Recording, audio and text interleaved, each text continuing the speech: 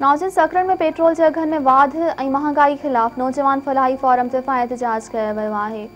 Report करे रहियो आहे रज़ा मोहम्मद सियाल। जीअं त पेट्रोल महांगो थियण जे सबबि ऐं महांगाई हुअण जे सबबि अॼु सकरन में नौजवान फलाही फोरम तरफ़ खां हिकु एहतजाजी मुज़ाहिरो रखियो वियो आहे ऐं हिते मोटर साइकिल खे एहतजाजनि हिकु नौजवान बाहि ॾेई साड़े छॾियो आहे। वधीक असां हिननि खां पुछूं था त ही वधीक छा था ॿुधाइनि।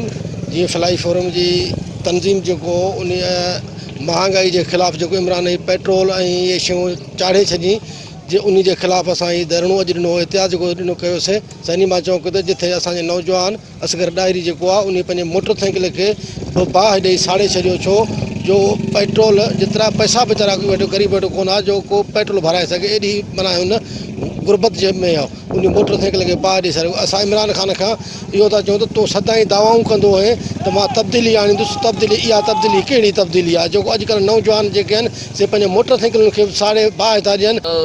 सकरन नौजवान फलाही फोरम की तरफ़ा एहतजाजी मुज़ाहिरो ऐं धरणो हयो वियो। वो सिर्फ़ पेट्रोल मुल्क की बदहाली, बेरोज़गारी ऐं रोज़ वधंदड़ महांगाई के खिलाफ़ हो।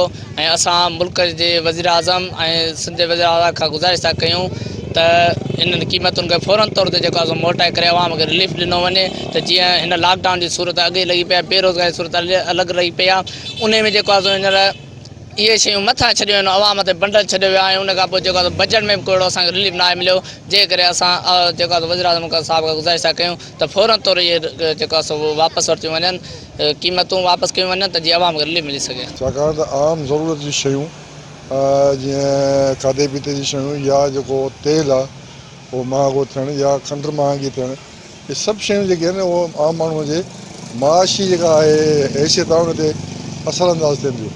ऐं आम माण्हू खां वठी विचोले तबिके ते जो माण्हू हिन महांगाई करे ॾाढो सख़्तु परेशान आहे।